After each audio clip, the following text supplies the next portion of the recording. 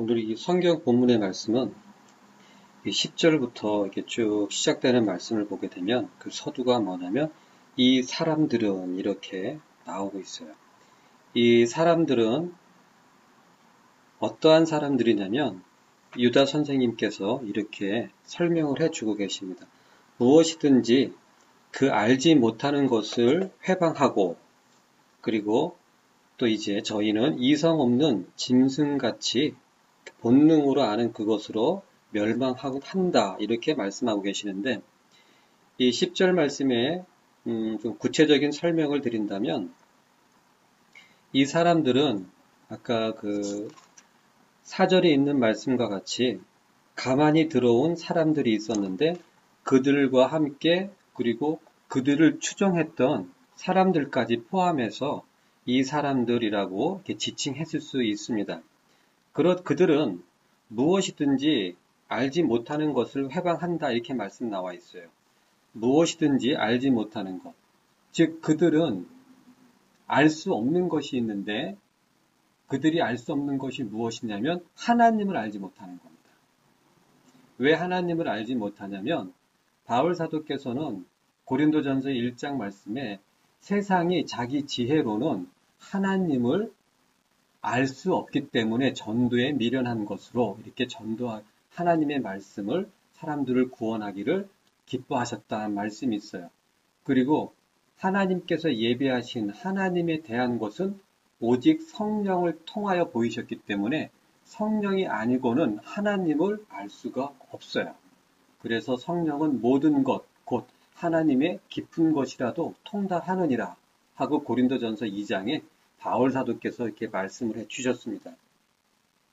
이 사람들은 하나님께 속한 자들이 아니기 때문에 성령으로 행하는 자들이 아니기 때문에 알지 못하는 거예요. 하나님에 대해서 알 수도 없고 하나님의 말씀에 대해서 알 수도 없어요. 하지만 교과서적인 성경 말씀에 대한 하나님에 대한 교과서적인 지식은 있을 수 있겠지만 진정한 살아있는 생명, 성령님으로 인한 살아있는 생명의 지식은, 하나님에 대한 지식은 있을 수가 없습니다.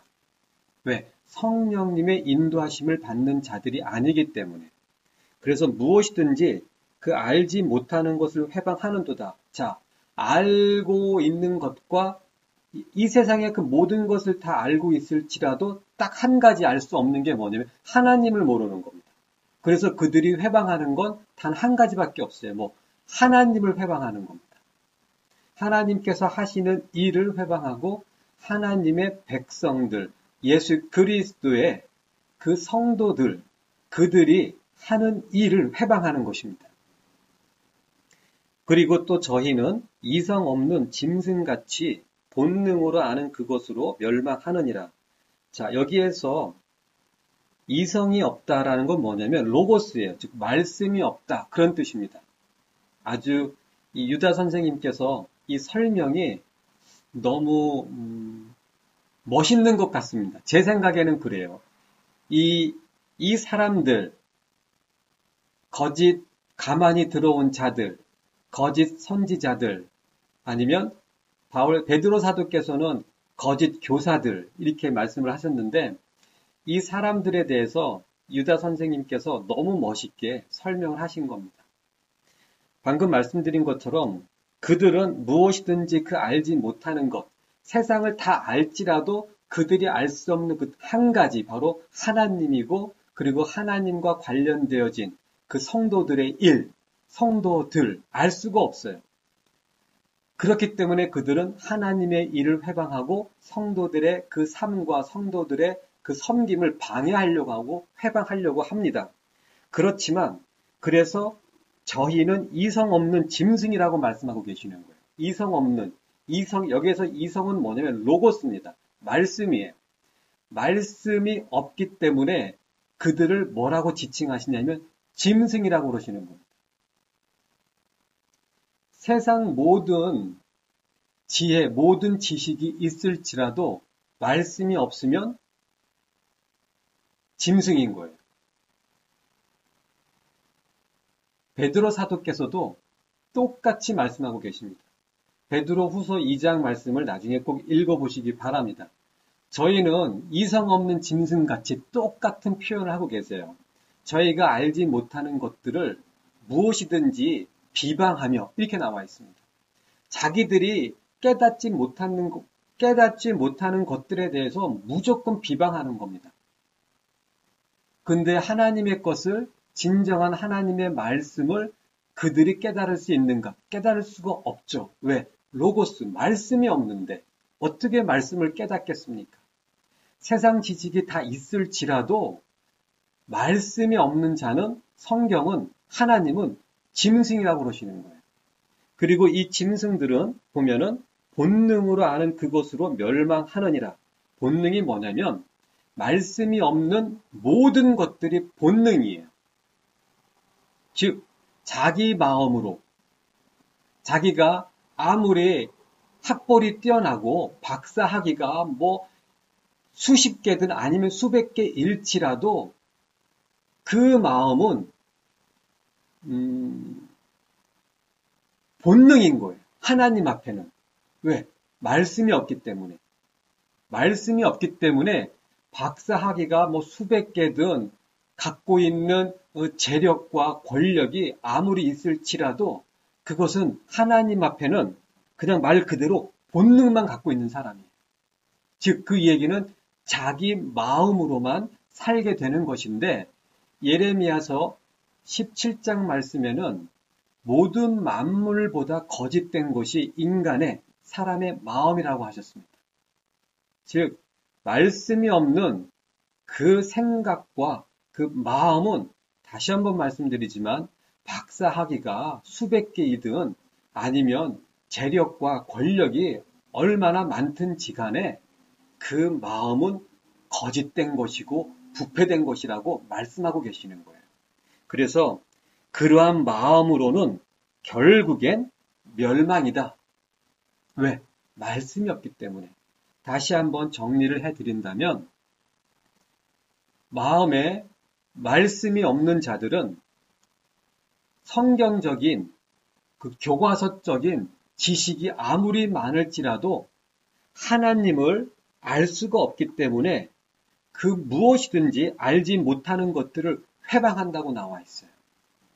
그리고 말씀이 없기 때문에 하나님께서는 그들을 짐승이라고 말씀하시고, 그 짐승은, 말씀이 없는 자들은 본능으로 아는 그것으로 멸망하느니라. 즉 말씀이 없는 그 마음, 그것은 바로 모든 만물보다 거짓된 것이고 부패되어진 것이고 절망적으로 사악한 것이다. 이렇게 예레미야서 17장 말씀에 나와 있어요. 바로 그러한 부패되어지고 그 사악한, 그리고 사람의 마음으로 계획하는 것이 항상 악함이니라. 그 악한 생각은 그 결국이 무엇이냐면 멸망이라고 말씀하고 계시는 겁니다. 얼마나 무서운 말씀이에요.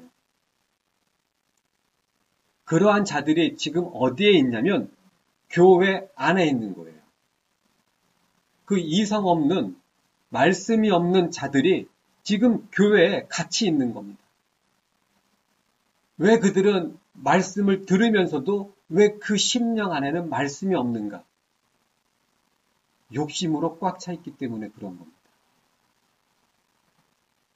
11절 말씀에 화 있을진저 이 사람들이여 가인의 길에 행하였으며 싹을 위하여 발람의 어그러진 길로 몰려갔으며 고라의 패역을 쫓아 멸망을 받았도다. 역시 11절 말씀에도 화 있을진저, 이제는 더 강력하게 강조하면서 하시는 말씀이에요. 화 있을진저 이 사람들이요. 그리고 10절 말씀과 그 끝이 똑같아요. 10절에도 그 마지막이 멸망하느니라. 그리고 여기에도 11절에도 말씀 마지막이 멸망을 받았도다. 이미 멸망을 받았다고 그러시는 겁니다. 왜냐하면 그들의 길이 가인의 길을 걷고 있으며, 그리고 발람의 길을 걷고 있으며, 그리고 고라의 그 패역한 길을 쫓아서 가고 있기 때문에 가인도 멸망했고 발람도 멸망했고 고라도 멸망했기 때문에 그들의 길을 동일하게 걷고 있는 너희들도 결국은 멸망받게 되어 있다. 그렇게 말씀하고 계시는 거예요. 그렇기 때문에 우리가 예수님의 길을 걷는다면 그 결국은, 그 마침은 구원입니다. 천국입니다. 그래서 믿음은 증거가 있어요. 그 믿음의 증거는 무엇이냐면 내가 아무리 침튀겨 가면서 예수님을 믿는다고 막 소리 지른다고 해서 그것이 믿음의 증거가 아니에요. 찬송 부를 때 뭐 눈물 흘리면서 막 부르짖는다고 해서 그것이 믿음의 증거가 아닙니다. 믿음의 증거는 지금 내가 예수 그리스도의 그 발자취를 따라가고 있는가, 그것이 믿음의 증거입니다. 왜냐하면 믿음의 결국은 바로 구원이기 때문에 베드로전서 1장 말씀처럼 믿음의 결국은 곧 구원이에요. 그렇다면 예수 그리스도의 발자취를 따라가면 무조건 그 결국은 구원이기 때문에 믿음의 결국은 구원이기 때문에 그리스도의 발자취를 따라가는 그 결국은 구원이기 때문에 믿음의 증거는 무엇이냐면 예수 그리스도의 그 발자취를 따라가고 있는가. 그것이 구원의 증거입니다. 그리고 그러한 삶을 살고 있기 때문에 그로 인하여서 구원의 확신이 있는 것이지, 그러한 증거가 있기 때문에 확신이 있는 것이지, 그러한 증거도 없이 무조건 예수님 믿었습니다. 제가 예수 그리스도를 입으로 시인했고 내 구주로 영접했습니다. 하는 지적인 동의라든지 입으로 하는 그러한 그 예수 그리스도를 인정하는 것 정도로는 구원의 확신이 들어올래야 들어올 수가 없어요. 하지만 지금 현대교회는 그러한 반쪽 복음을 가르치고 있는 겁니다. 입으로 시인했습니까? 예수 그리스도를 영접했습니까? 네, 했습니다. 형제여, 그럼 당신 이제 구원받았고 그 구원은 절대 잃지 않습니다. 구원의 확신을 가지십시오. 증거가 없는데 확신을 가지라고 한다니 도대체 이게 무슨 말입니까? 증거가 없는데 확신이 있다니 말도 안 되죠. 그래서 이 반쪽 복음은 믿음과 순종의 삶을 분리시켜 놓은 이 반쪽 복음은 거짓 복음이란 말입니다.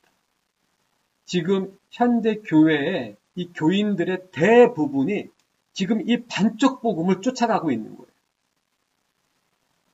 욕심대로 살고 그리고 그 거짓 복음으로 천국에도 갈 거라고 생각하고 있는 겁니다. 욕심대로 산다는 그것은 지금 가인의 길을 가고 있는 거예요. 지금 이 세상의 성공과 부귀와 영화, 그것을 위해서 예수 그리스도의 이름을 부르짖으면서 살고 있다면 바로 그것이 발람의 길을 걸어가고 있는 것입니다. 그리고 이 세상에서 누군가에게 수모당한 것을 갚기 위해서 내가 그보다 더 성공해가지고 나를 무시했고 나를 억눌렀던 그들에게 내가 성공해서 복수하겠다 하는 그런 식으로 예수 그리스도의 이름을 부르짖으면서 막 이 세상에서 아주 열심히 삽니다. 그것은 곧 권위에 도전하고 하는 고라의 삶을 가고 있는 것입니다. 가인의 삶에, 발람의 삶에, 고라의 삶에 그 결국은 멸망이라고 지금 말씀하고 계시는 거예요. 그 자들의 삶을 따라가고 있는 그런 사람이 있다면 그 사람의 결국은 생각할 것도 없죠. 정해져 있는 겁니다. 멸망인 것입니다. 지옥이에요. 그래서 믿음의 증거는 지적인 동의가 아닙니다. 예수님 3, 4분 영접 기도한 그 3, 4분의 영접 기도가 구원의 확신이 될 수가 없어요. 구원의 확신과 구원의 증거는 지금 이 순간 내가 예수 그리스도의 발자취를 따라가고 있는가? 바로 예수 그리스도의 그 말씀에 죽기까지 순종하고 복종하는가? 빌립보서 2장에 우리 주 예수 그리스도께서 죽기까지 복종하셨으니 곧 십자가의 죽음이라. 바로 하나님 말씀에 복종하고 순종하기 위해서 정말 나의 모든 것들을 다 쏟아붓는 그것이 십자가의 도예요. 십자가의 도가 믿음의 길이고 그 십자가의 도가 믿음의 증거이고 그 십자가의 도가 구원의 확신인 것입니다. 누가 말로만 시인하고 지적으로 동의한 것이 구원의 확신이라고 합니까? 구원이 그렇게 쉬운 것이 아니에요. 제 개인적인 견해로는 구원은 정말 하늘의 별 따기처럼 어려운 것입니다. 왜? 자기를 죽여야 하기 때문에. 부모에 의해서 몇십 년 동안 만들어진 자기를 죽여야 되고 이 세상, 원수가 만들어 놓은 이 세상 교육과 환경과 시스템과 철학과 가치관에 의해서 만들어진 나를 죽여야 하는데 그게 어떻게 쉽겠습니까? 믿음이라고 하는 그것은 바로 말씀으로 삶으로 예수 그리스도의 형상을 붙잡기 위해서 나를 죽이는 것이 믿음이에요. 그것이 믿음의 삶이고 구원의 길입니다. 누가 구원이 쉽다고 합니까? 예수님께서도 마태복음 7장에 그 구원의 길, 생명의 문은 좁고 그 길은 협착하다고 하셨어요. 그래서 찾는 이가 적으니라 이렇게 말씀하고 계시는 거예요. 누가복음 13장에는 들어가기를 그 좁은 문에 들어가기를 구하여도 못할 자가 많다고 말씀하셨어요. 들어가기를 원하여도 들어가지 못할 자가 많으니라 예수님께서 직접 말씀하시는 거예요. 들어가기를 원한다는 겁니다. 하지만 원한다고 해서 들어갈 수 있는 그 좁은 문이 아니에요. 자기가 들어가기를 원한다고 해서 들어갈 수 있는 구원이 아니란 말입니다. 누가 구원이 쉽다고 합니까? 오직 예수 그리스도의 그 발자취를 따라가는 자만이 예수님께서 가신 그 길로 갈 수 있는 것입니다. 예수 그리스도의 발자취를 따라가는 자만이 예수님께서 열어놓으신 그 문으로 들어갈 수 있는 것입니다. 욕심으로는 죽었다 깨어나도 들어갈 수 없어요. 돈으로도 못 들어갑니다. 잘생겨도 못 들어갑니다. 오직 우리 주 예수 그리스도의 그 발자취를 따라가는 자만이 들어갈 수 있는 것입니다.